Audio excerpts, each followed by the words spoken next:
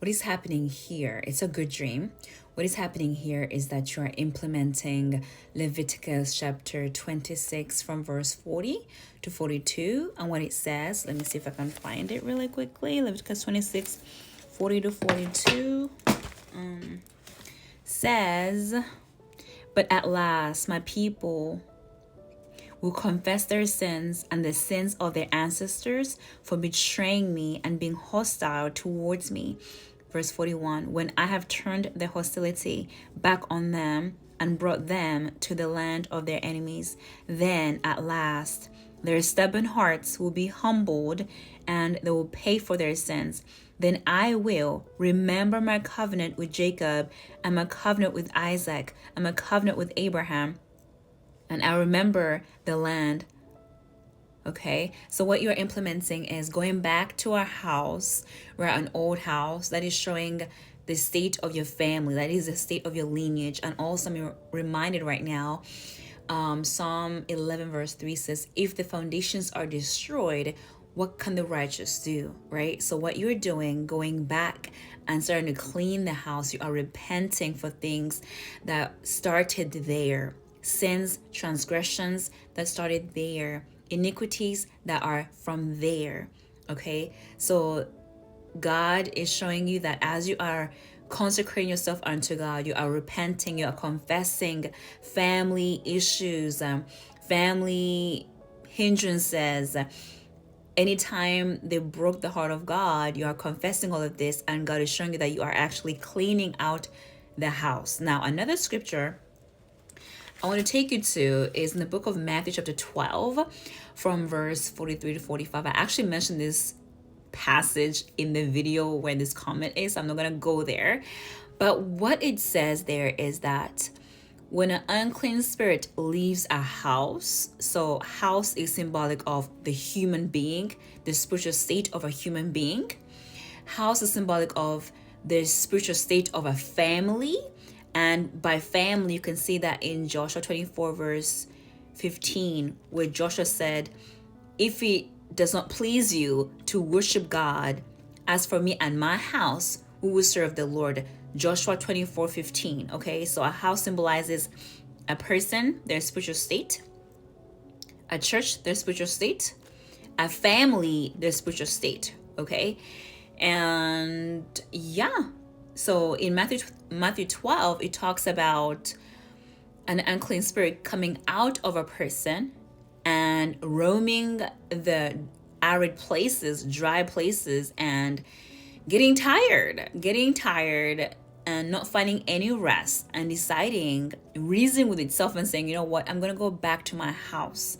When it comes back to its house, it finds the house swept and clean. So an unclean spirit is able to assess the spiritual state of where it came from. It can be cast out or leave and roam around, but when it comes back, it has the ability to see spiritually whether you are swept, you are clean, you are filled. By filled, I want you guys to focus on being filled with the Word of God. Be filled with the Holy Spirit. Be filled with the Word of God. The Bible talks about in Psalm 119 verse 11, "Thy word have I hidden in my heart, that I may not sin against you. Thy word I have hidden inside of my heart, that I may not sin against you." So when the unclean spirit comes back around and assesses you spiritually, or your family house, right? It sees, oh, they're cleaning up. I can't just access them. I need to figure out a way to bring confusion, to bring discord, to bring fights, unnecessary fights. Okay, so it's so important that when you're in that stage of cleaning up the house, the family house, that you don't engage or take the bait when people come at you in your family fighting you, right? You don't want discord to be planted. You don't want offense and bitterness to be planted, because you're actively doing something that is spiritual. You have to keep that pure heart.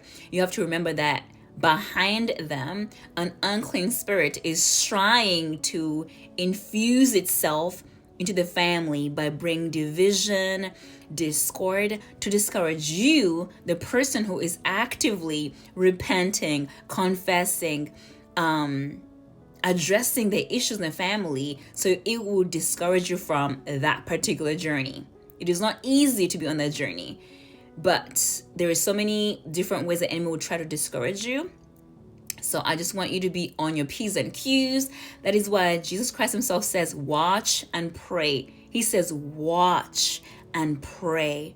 So you pay attention to what's going on. You understand that we do not wrestle flesh and blood, okay? And you pray instead of opening up your mouth when somebody comes and says something that, oh, I'm gonna get offended. Don't get offended easily. Just watch and pray about it. Take that potential offense to God, Philippians 4:6-7, and give it to him. Give it to him. All right. So again, Matthew 12:43-45 talks about a house being cleansed, being cleaned out, being emptied, and the spiritual realm, spirits are able to see that. They're able to assess and see the state of a house, of a vessel. I'm a house. We're temples of the Holy Spirit, right? So even for the Holy Spirit, we are his temple. Like, we house the Holy Spirit. Okay. Another scripture I want to give you, which is really, really cool, is Proverbs chapter 24 from verse 3-6. Please listen. A house is built by wisdom. A house is built by wisdom and becomes strong through good sense. Through knowledge, its rooms are filled with all sorts of precious riches and valuables. Excuse me. So you said that you saw there were still things in there. But what I want to tell you is, as you're cleaning out the house, the next steps would be to fill that house with sorts of precious riches and valuables. That is kingdom treasures, kingdom things, right? Kingdom things, kingdom knowledge, because it's through knowledge that its rooms are filled. Through knowledge are the just delivered. Through knowledge that this that we used to do is wrong. Through knowledge of, okay, we have this cultural thing that we think is okay, but it's not okay in the eyes of God, right? Acknowledging that and then pivoting into repentance, into kingdom culture, Christ and Christ alone, anchoring yourself in Christ, anchoring your family in Christ.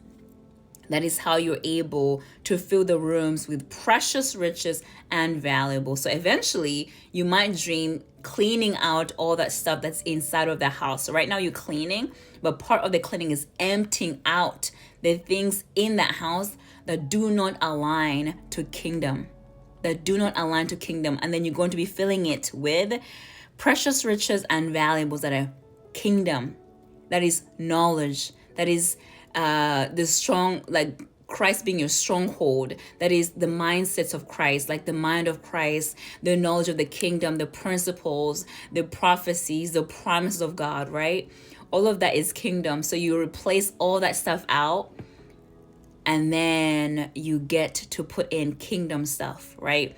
Things have to be removed for something else to come inside. So right now you're cleaning, and you're going to have to remove the things from that house, from the family that do not align to kingdom. It takes boldness. It takes a lot of effort.